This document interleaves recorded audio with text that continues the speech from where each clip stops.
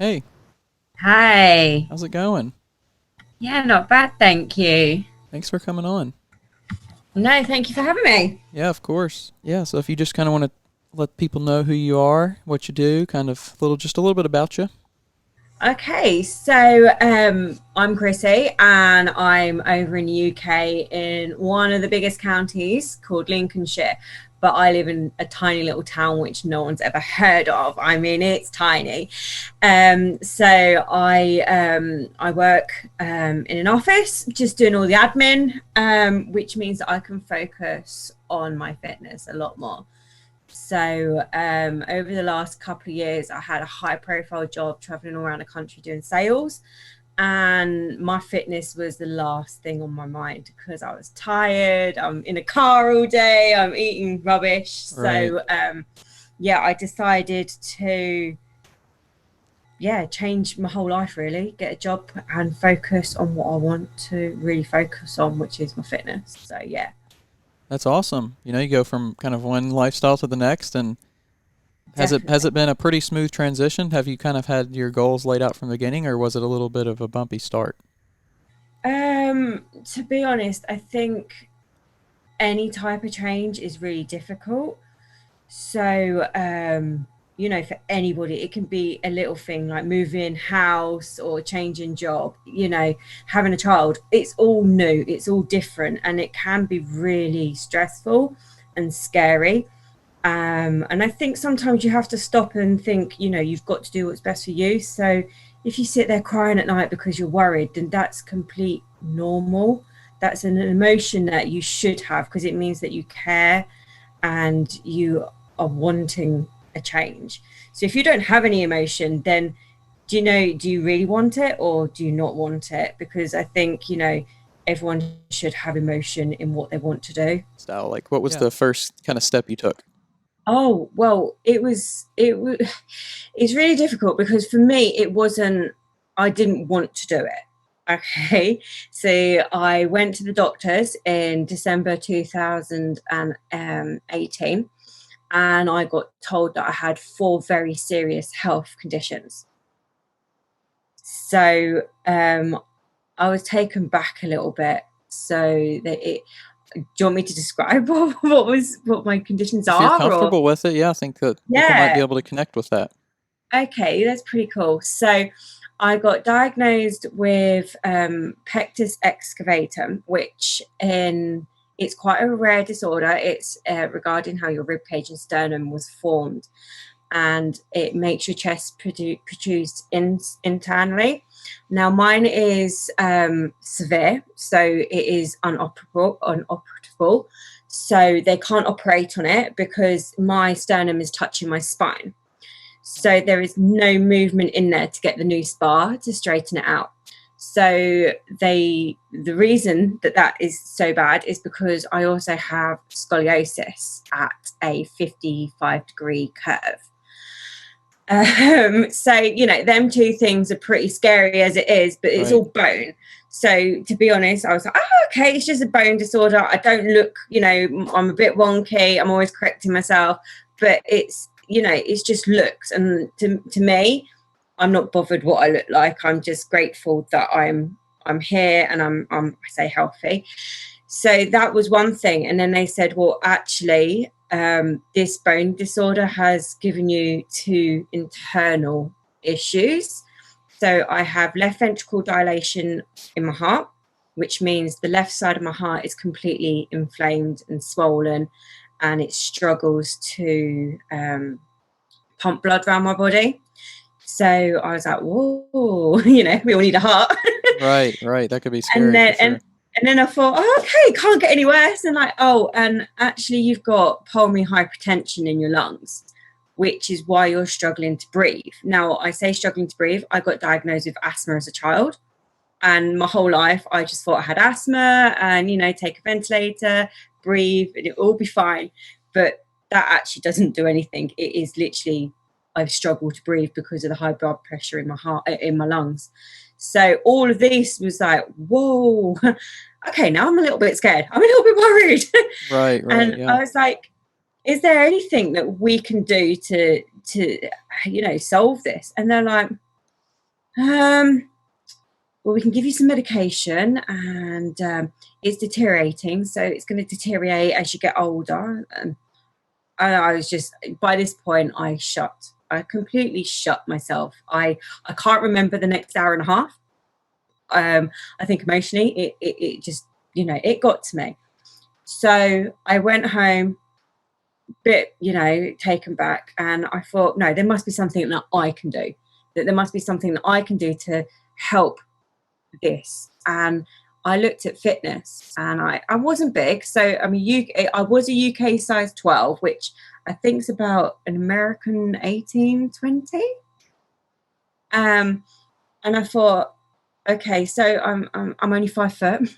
I'm tiny, and that's how I got into fitness. And I hadn't a clue. So I went to someone that did, and I went to a personal trainer because you don't want to injure yourself. So Right. yeah, I did get a personal trainer for the first 3 months, Yeah, which was really useful. yeah, that's definitely a good place to start, especially when you might have something that is unusual that that if you Google it, it's not going to come up with results that are necessarily for a specific person. So finding that person that, like you said, a personal trainer that can just help you uh, more specifically, I think is the best way to put it. It can help your specific condition or specific whatever it may be, or specific wants, needs, goals. That's kind of a big point that I think a lot of people miss, especially now, Yeah.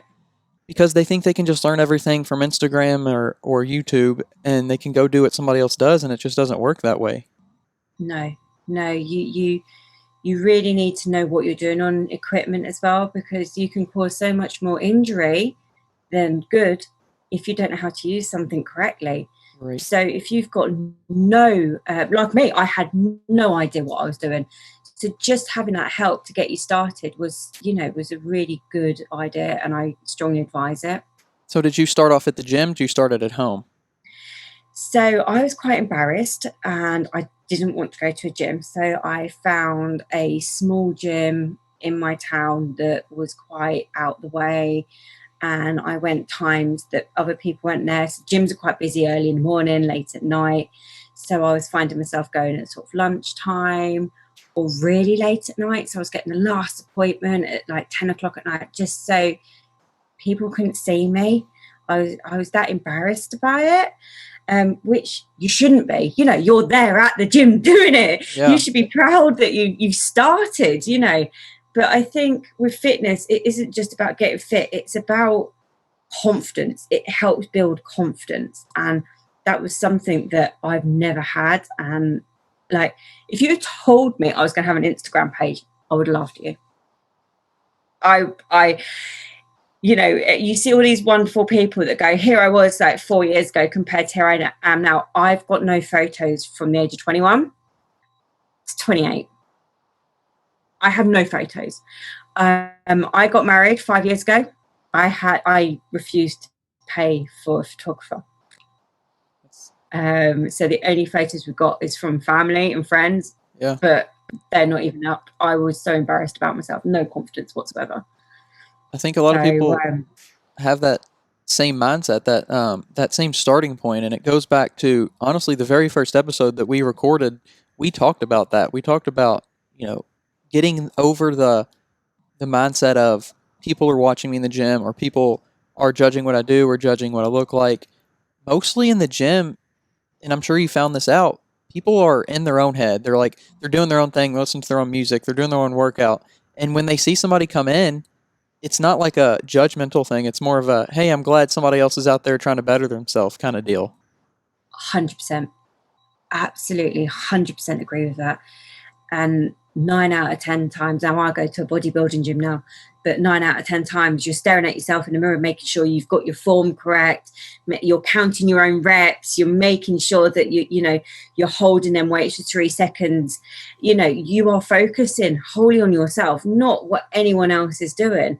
And what I find as well is there's a community there in the gym. Absolutely. So the other day, I've been going for a year now. I swapped gyms. So I don't go to the gym that I used to go to. I go to another gym now. And I've been there, this is my year. I've been there a year. And I was working out the other day, and someone came up to me and said, look, Chrissy, you've been doing this for ages. Do you mind if I just show you a little bit of a better technique that's going to help you? And I was like, yeah, please. That's fantastic. Right. It's People are just looking to help. amazing. Yeah. Yeah. Even the people that aren't, there to help, I think a lot of people are kind of scared to do that with what they did because they don't want to feel like, I'm invading on their personal time or I'm going to make them feel bad. But a lot of times people that are in the gym are in the mindset of, I want to better myself. So anything that you can tell somebody to a certain limit, I think, is a good thing to say. Like, hey, I think if you did this instead of this, you might get this result instead that you're looking for. So completely agree that the gym is definitely a place to go. It's a community that can be a supporting one. So if you found that right gym, and it sounds like you found a pretty good one, then it's a really good spot to I help don't go build to that confidence. commercial gyms anymore. So I like the independent gyms. I find independent gyms a lot friendlier. Are you the kind of person that typically gets like, puts on their headphones and does that kind of thing? Or are you somebody that is more involved with the whole gym, like the people in the gym during your whole workout? I would say before lockdown, headphones in my own zone, don't talk to me. But what I've learned during lockdown is isolation sucks. Yep. Like being in a house for 4 months on my own it was awful. And I now go out my way to speak to everyone and do things out of my comfort zone as well. So when someone says, do you want to go to the pub? I don't drink. And I'm like, I've always said no, but now I'm like, yeah, I'll go to the pub. I'll just have a Coke.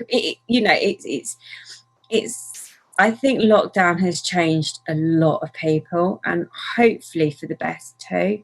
Yeah. I think, in that way that introverts maybe thought, hey, I just want to kind of do my own thing. But whenever you take it to the extreme that lockdown took it to, you just kind of want to go not to the other extreme, but you just want to kind of balance it back out with some normalcy and some interaction. And yeah, just Yes. doing that is I think good for your mental state as well. Just get out of your own room and your own head, because once you're alone, it's kind of a weird place to be sometimes. Definitely agree with that. Yeah. Definitely. So you mentioned kids earlier. Do you have kids? Yeah, I've got two. Two kids. How does that affect your fitness and your health kind of lifestyle habits? It's difficult. I won't lie. So a lot of planning goes into everything in our life. So you have to plan when you can go to the gym, around kids clubs, around school, around work. It is really difficult. My husband is away a lot of the time as well. So it is one of them things that I'm lucky. I finished work at 4:30. So I found that I'm not there today, but I find that going straight from work to the gym and then picking the children up is good. And grandparents have them on a Thursday, Friday, which means I can do hours and hours if I want to. So yeah. I'm sure it's nice to have their support and kind of have your own time on those Well, days. I didn't have this support until lockdown. Um, they just thought that I was going from one extreme to another, and they didn't quite understand what fitness meant to me. So it was always like, oh, you're getting a bit, you're taking it a bit too seriously. And now they're actually like, oh, we understand why you're doing it, and we're here to support you. So sometimes you do have them hurdles. You've just got to try and convince people why you're doing what you're doing. Yeah, for sure. I think a lot of people don't really get it unless they've done it or are doing it, because it's quite a commitment to, spend that 45 minutes to an hour and a half usually at the gym. And Mm-hmm. it's not just the gym. You have to go to the gym. You have to get ready to go to the gym. You have to come back. You have to kind of recover from the gym and like that mental state that you're in. And it's the diet that is, a lot of people don't understand. It's like, you're, like you said, you're taking it too seriously, but Mm-hmm. you have to take it at least somewhat seriously to really see those results that you want to see. So for sure. And you've just hit on the food. That was the hardest of all. So I've been told over the last 2 years I've got eating disorders. I'm getting too skinny. I'm going from one extreme to another extreme. And that is difficult in itself, hearing tens of people saying all these, things about it. But when you find the right group of people and people see what you're doing and then support you. But as I said, I left one job to be able to do fitness. And what I found is when I left that job, and because they hadn't any idea why I was saying, oh, well, I need to eat 4 times a day. They didn't get that. Whereas my new job, they laugh at me. I come in with a big bag and it's got like 4 Tupperwares and all my snacks. And they're like, wow, you've meal planned really well for today. I'm like, yeah. And I take 15 minutes. I have 15-minute breaks instead of taking an hour. And they're cool with that because that's my lifestyle. That's my choice. And to have that support is fantastic at work as well. Yeah, I'm sure that flexibility is awesome for, I do the same thing kind of. I bring in, multiple snacks, and I bring in my lunch, and just having the ability to snack while I'm eating and to, eat my lunch and it's not really a big deal. It's so nice just to have that support and that flexibility for sure. Definitely. So you said something about, people saying, you were going from one extreme to the other. And I think that's a big thing that a lot of people deal with, that, if people don't understand what you're doing, they call you crazy. They call, what you're doing crazy. And I think a lot of people go through that. How do you actually kind of deal with that, take that in, and then just kind of, do you use that, or do you just kind of push it out? I use it. I want to prove everybody wrong or everybody right. So the reason I say wrong or right is because it is an extreme sport. I've just come out of a car and I looked absolutely the bomb, and everyone's like, whoa, now I see why you've been doing what you're doing. But mentally as well, that cut was horrific because it's the first time that I've cut my calories down, up my cardio. Like, I hate cardio. Like, I hate it, but for a cut, you have to do it. And now I'm bulking again. They're like, oh, you're going to look even better next year. So I've used that negative to prove everybody wrong. But now they're supporting me for next year because they now realise that I can do this. And if I want to go into shows next year, then I can do it. And now I've got the support of everyone. It feels like I can do it even more. Yeah, that's kind of cool to turn the doubters into believers. And I'm sure that's just like an unreal feeling when somebody telling you that you're crazy just is now on your side. And I think one thing to also remember with that is that, for people out there to realize that that's going to happen, but don't get down when those same people turn the table and are back against you again. So, oh, they will do, because they'll be like, oh, you're really boring. You're not drinking. You're not coming out eating with us. But you might be bulking and think, oh, I'm going to have a couple more cheat meals because I can, because you now realize when you're cutting for 12, 16 weeks, you really are limited. So make the most of it as well. So if people do invite you out for dinner, make the most of it. But remember that they're going to turn around when you are cutting going, oh, you turned out boring again. Yeah, for sure. Because it will happen. But you've just got to remember where you got to and where you're going to get to again, because you're going to look better. If you're doing it right from the start for a whole season, then you're going to look better than you did last year. Yeah, definitely agree with that. So you talked about your diet a little bit and how you take all your Tupperware to work and all that. How do you deal with the nutrition side at home and with your kids? How do you handle that? Yeah, difficult, especially when the kids are like, oh, I don't want to eat that. Oh, that's horrible. Yeah, it is difficult. So I meal prep on a Sunday. It takes me about 4 hours. And what I've found is I do the whole week for me and the children. Oh, wow. No arguments. So that's awesome. Yeah. So my daughter will eat completely different. My son, who is 8, and I know he's young, I get this, he wants to copy me in such a way, like if mummy's that healthy, then I want to. So during lockdown, I'd done a lot of research on nutrition and what macros we should be eating. And I've then done more about children.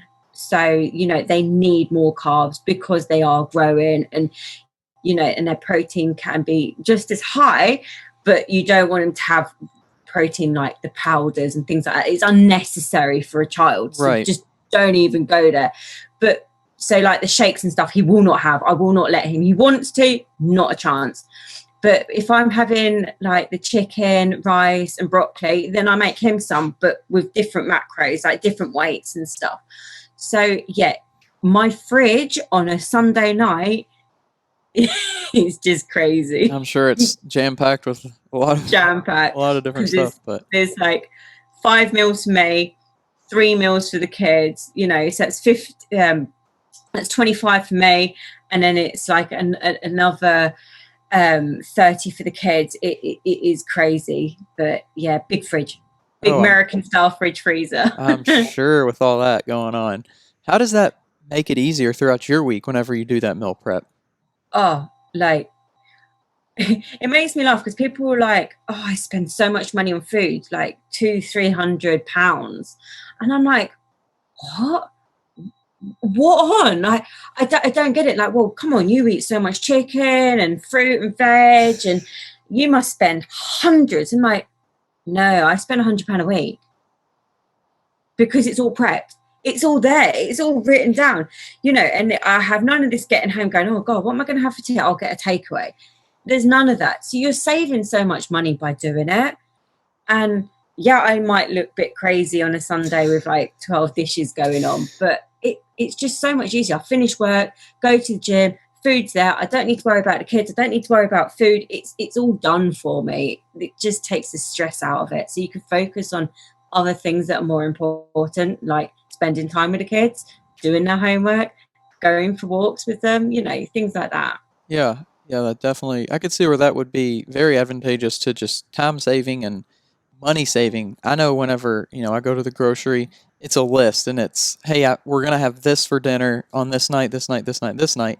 Now we don't prep it, but we do like prep the list basically. So Yeah. we use everything that we buy that week, and it's much smarter and much better way to do it if you're looking to save some money and you're looking to save some time because you don't have to think, oh man, what are we going to have for dinner tonight, like you said. Then you just end up waiting so long that you're trying to think, and then you're just like, oh, we'll just get something at the restaurant or wherever. Yeah. So how you talked about your bulking and your cutting. Are you into competition? I wanted to do one this year, this November. Um, However, after speaking to quite a few people, we decided that I wasn't quite ready mentally and physically. So what you've got to remember is the more muscle you have, the more calories you burn, so the easier it is to cut. Now, this is my first year and I've done really well. I've put 4 kilos of muscle on this year, which, with lockdown, 4 months out of the gym, and I had an operation as well, was really, really good going. Right. So there's a couple of people that are doing it in 2022 in the April. So that gives me 18 months of just focusing on my diet, working out, and hopefully putting on another, I'm going to be greedy, another 6 or 8 kilos. Yeah, shoot high, why not? Because the harder the bigger you push your goal, at least if you don't reach it, you're going to still get something that's a great result. That's kind of the way I look at it. Yeah, so that's a good way of putting it. Yeah, I like that. So you haven't competed yet, but you're looking to in the next 18 months. Yeah. So, I mean, what you're doing now, it seems like it's kind of a um, perfect training for it. Do you see yourself changing anything up, or do you just kind of see things staying the same? The only thing that's going to change is the weights. They're going to go up, aren't they? Right, right. Do you see yourself like hiring some kind of like competition instructor, or how are you going to handle that end of it? I'm definitely going to get someone to help me do all the posing. Right. Like I'm not I can't dance. Like, if I can't dance, how am I going to pose? So I will definitely hire someone to go through the poses and things like that with me. I done my own cut, and I got to body fat of 15% before mentally I gave up, because I didn't I didn't think that I was good enough. And I had people saying, you're not quite there, you haven't quite got that structure that you need and that symmetry, So I did give up my cut when it was at 10 weeks, and I was at 15% body fat. So I know that if I pushed it for another 4 weeks, I would have got down to that 12%, which is like the maximum to compete. And the competition is not until November anyway. So I know that I can do it myself because I'm so consistent. I'm really consistent with what I do. So when I have a goal, I will get it. Like, I was a sales rep. Like, you give me a goal, I'm achieving it. Yeah, that's a good way to look at it. A lot of consistency is important in fitness and in health, because a lot of people start off super strong, and they're going to the gym and they're eating their good foods, but then they kind of either get burnt out, or they have a bad day and they skip, and then that leads to another skip, or whatever happens in their life that kind of brings them down. I think that's a really important thing to talk about for a second, is the mental side of the consistency. How do you stay mentally strong and mentally in the game? I know the day that I stop and my health will start deteriorating again. So I haven't got a choice. Yeah, there's no better motivation than not having a choice, Yeah, you take that choice away, and I believe the consultant said within so this was 2 years ago, within 6 years you'll probably need lung and heart transplant. And I was like, yeah, I'm not having that. So don't get me wrong, I have had a week off this week from training at the gym because I pulled my back out because of my I hate saying the word disabilities, but my consultant says it. So I have had a week out because I pulled my back out, and I am seeing the consultant next week. So I spoke to him on the phone, and he said, look, don't train like crazy what you have been doing.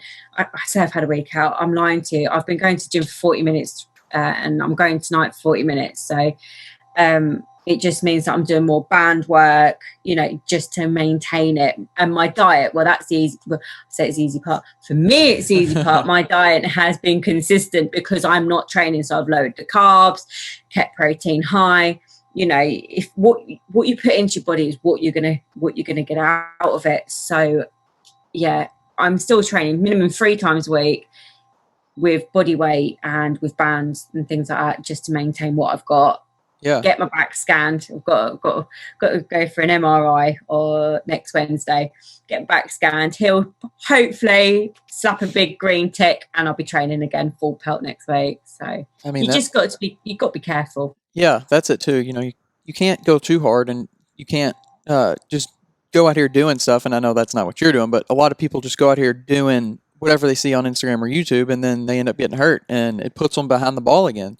But with you, in your current situation, I think it's a really smart thing for people to hear of, I'm hurt, or even if you're just having maybe a little bit of a lack of motivation, just simply going to the gym and doing something just to stay in the mindset of, hey, this is what I'm doing, and this is kind of what I still want, and I'm not going to let my current mood completely take down what I've been doing. So, yeah, just getting in the gym, even if you have to lower the intensity or the volume or the time, just getting it in. So, what kind of just for the short term this week, what kind of workout? You said bands and body weight. What specific kind of movements have you been doing or going to do?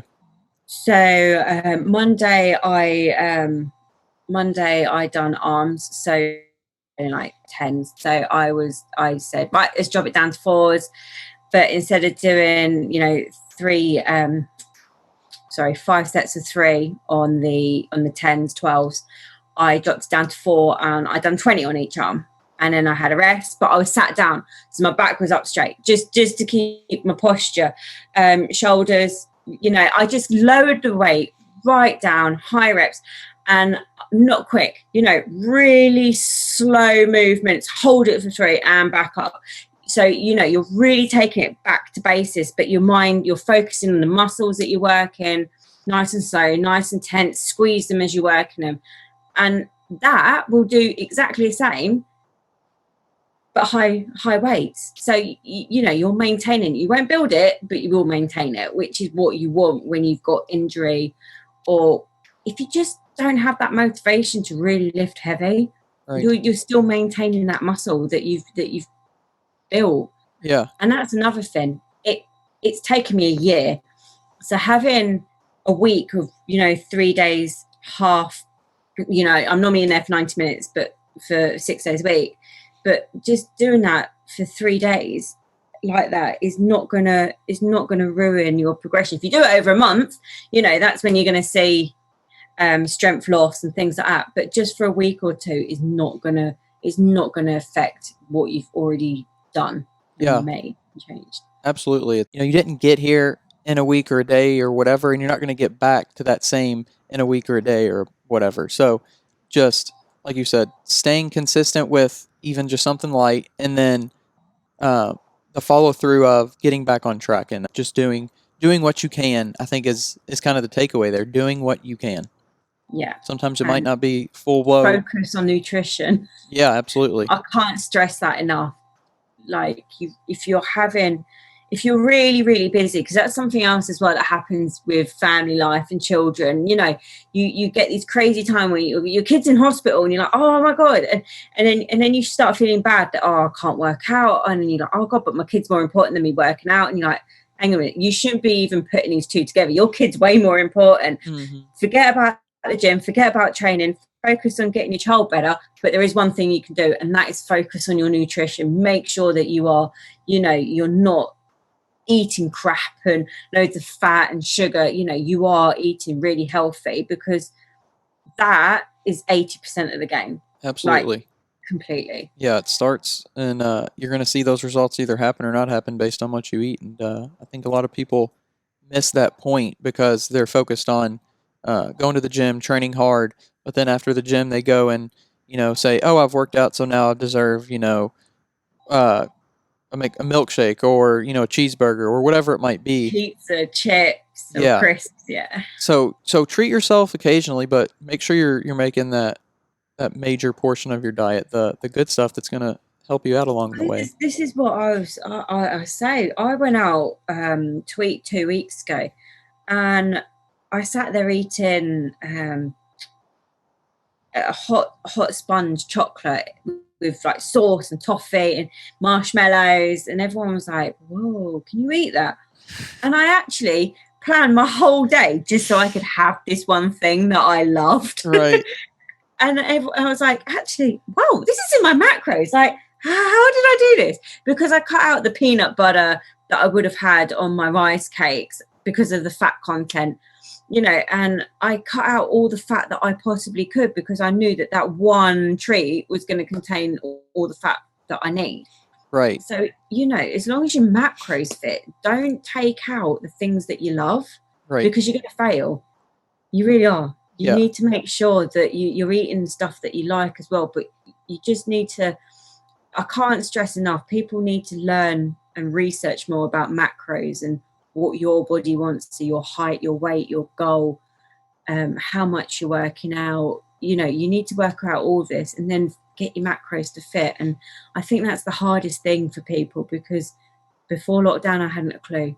Lockdown gave me plenty of time to sit there reading books and researching online and things like that. Yeah, for sure. So you enjoy fitness, you got into it and you're doing great with it. Another thing you like to do is fish. It's catch and release. So it's crazy. I love fishing, carp fishing. How did you get into that? An ex, actually. Before I had children, I was working in the city, so London, and it was just an excuse to get out of the hustle and bustle at the weekend. And I used to drink, so he used to fish. I used to go, yeah, it's fine, I'll just take some beers down the lake and I'll just sit there and watch. And he was catching all these fish, and I was like, that looks like fun, can I have a go? And he was just like, oh, you know, it was his and his guys type of thing. And I was like, please let me have a go. And he was like, yeah. So that, I done it, you know, just an odd time here and there. And then it all started because my son turned around and said he wants to fish. And I said, okay, let's go fishing. Not been fishing for 5 years. Told it, let's go fishing. And yeah, lockdown, couldn't do anything. And then all of a sudden they opened the fishing lakes. And I was like, okay, so we can't take the kids to like all the beaches because they're all closed. And you can't take, because you weren't allowed out in open and everything like that. But you're allowed to go fishing. So I know this is going to sound bad, and I'm never like this. I literally took all my savings out of my bank account and I completely bought new fishing stuff, and it's not cheap. And I'm not going to regret it because I've always been an avid saver and I highly recommend saving. But one thing I think with lockdown is we're all going bored, and with fishing lakes opening up, I think it was beginning of June, we still had another 6 weeks of lockdown.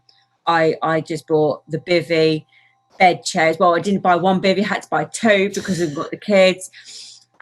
Fishing rods, bought 6 fishing. Oh yeah, and we spent weeks on end down at the fishing, and I'm completely hooked. I've caught some big fish, and I'm actually on the Facebook page for the lake.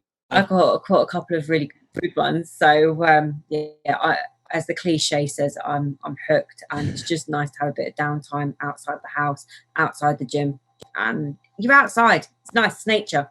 Yeah. So, do you find that kind of like meditative when you're out there doing all that? Just kind of connecting with nature. It's just quiet. Yeah. Just nature, listening to the birds, watching the birds, the swifts over the water. It's peaceful. It's just wonderful. And you know, sometimes I used to hike a lot, and I can't hike because of my back, so basically the compression on my spine. So I miss that part of being outside. And fishing's lazy sport. I don't want to upset everyone. Sorry, everyone.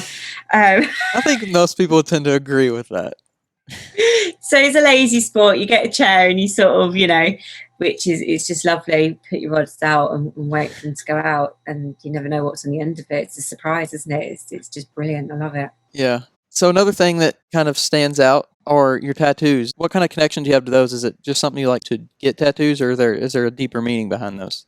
So my tattoos all started off when anytime something bad happened in my life, I got a tattoo to start again. So you know, I lost contact with my dad, and you know, I was 14. I know, young and stupid. You have to be 18 to get tattoos in the UK, so I don't recommend it at all.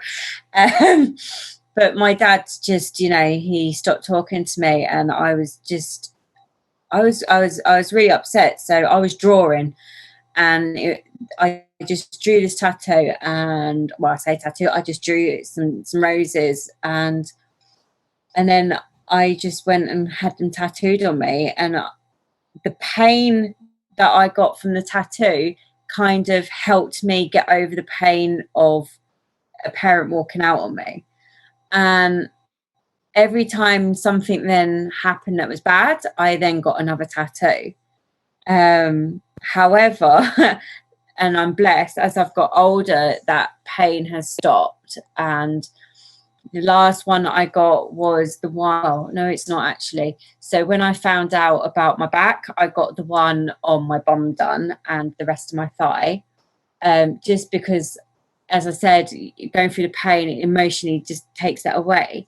But the one on my leg was just purely because having children and losing loads of weight and things like that, you get a lot of like And this is really bad, and girls, you should wear it with pride. Stretch marks are cool, cellulite's cool, varicose veins are cool. You know, girls, you've had kids, it's normal, we all get it. But for me, I was like, I know it's really bad, but I was like, self-confidence issue, and I was just like, I'm just gonna get my whole leg tattooed. So it started off just before lockdown. I started on my leg, and then obviously I had all my appointments cancelled because tattoo parlours had to close.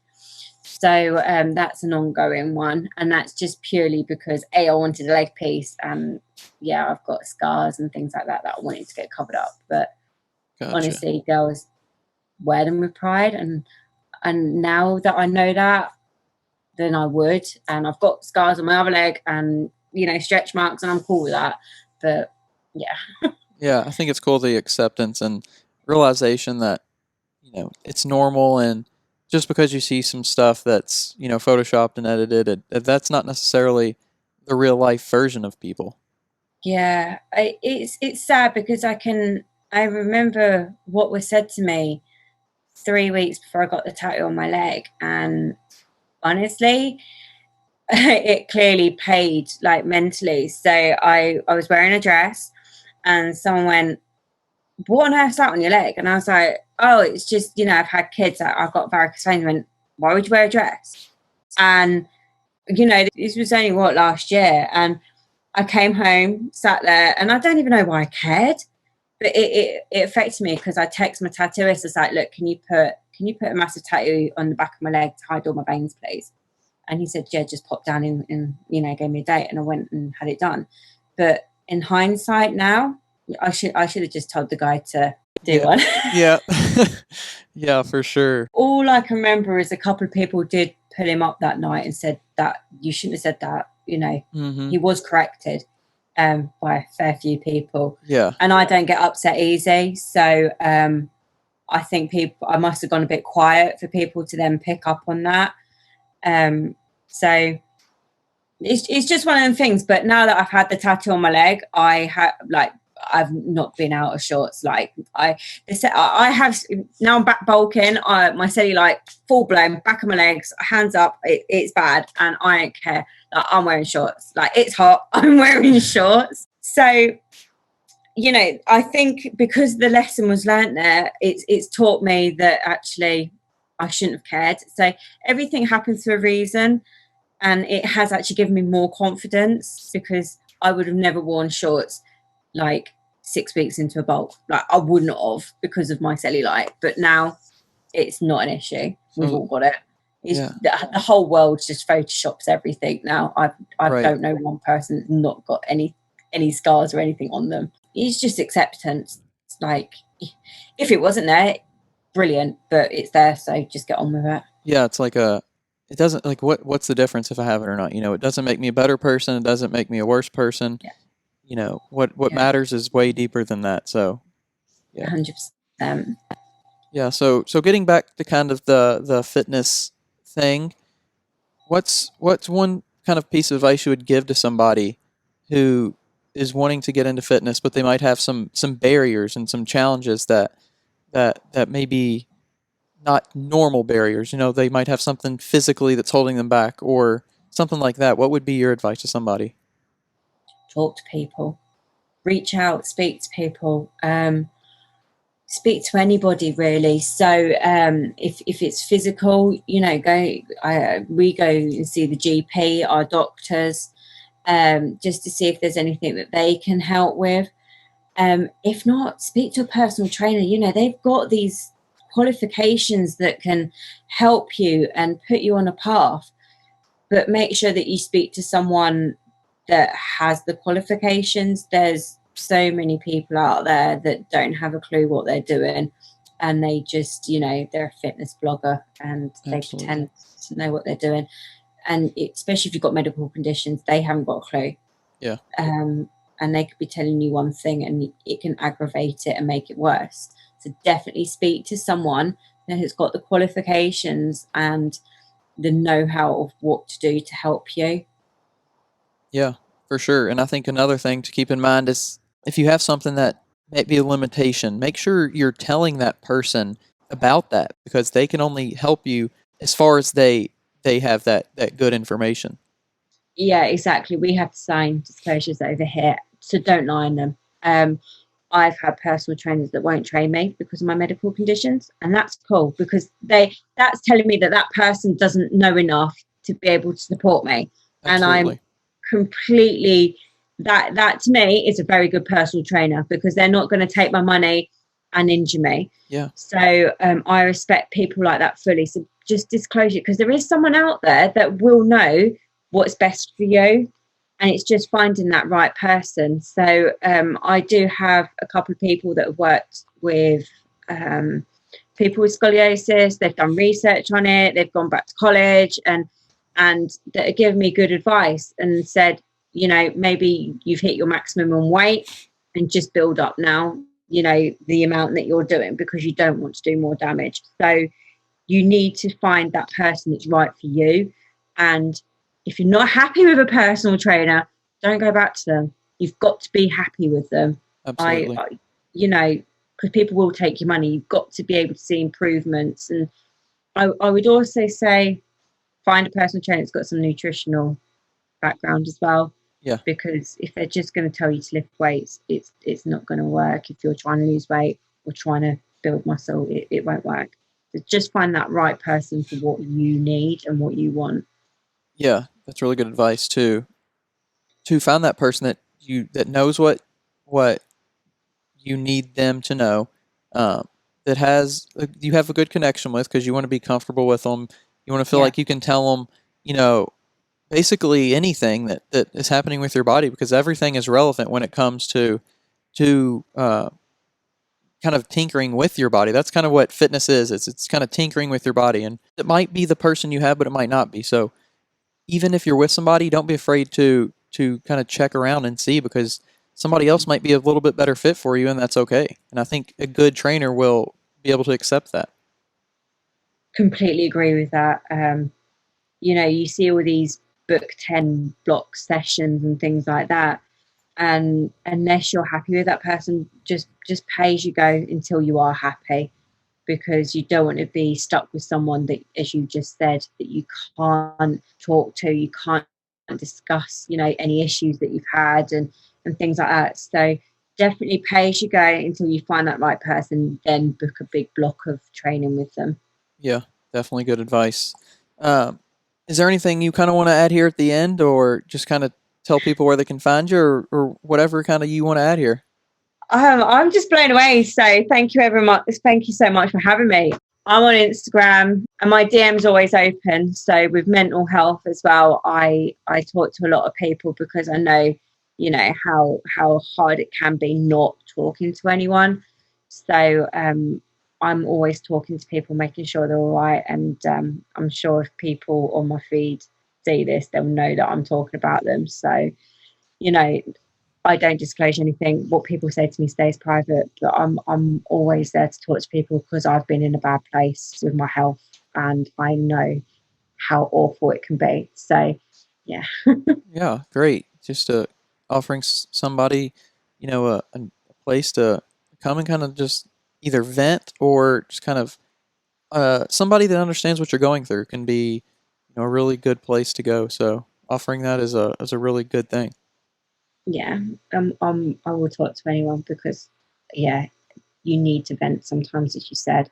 Yeah. And sometimes if it's just someone that you see pictures of, you don't know them, then you tend to talk more and more openly Yeah. because you're not judgmental. So I Yeah. love that. Well, thank you ever so much for having me. Alrighty. That's the episode. Hope you enjoyed it. Hope you took something away from it and you can learn something or kind of discover something about yourself, maybe. Thanks for listening. If you haven't already, subscribe to The Weight Room on Apple Podcast. Leave us a review, rate us, um, find us on Spotify, subscribe to our YouTube channel, uh, do all those things, and just keep listening. We're going to have some great episodes. We're going to be releasing a lot more content here and a lot more interviews, a lot with me and Holly. Holly's going to be back on doing some episodes with me and just going to be some great stuff coming. So thanks for listening to this one. Stay tuned. See ya.